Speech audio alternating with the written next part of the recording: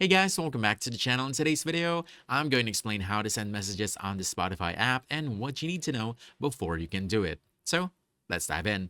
Now here's the deal. If you want to send a message to someone on Spotify, you first need to add them as a friend. So you want to head over to your profile and check your followers and friends list and make sure the person you want to message is already connected to you. But here's the most important part. Spotify only allows messaging with a premium account. So if you're using the free version, the messaging feature won't show up at all. But once you upgrade to premium, you'll be able to open your profile, see your friends, and send messages directly inside the app. So here's what it actually looks like. So once you're on the app, all you need to do is just click on the icon at the upper left corner of the screen. And then you want to click on the messages at the bottom, new message. And from here, you'll be able to send messages to your friends. That's it.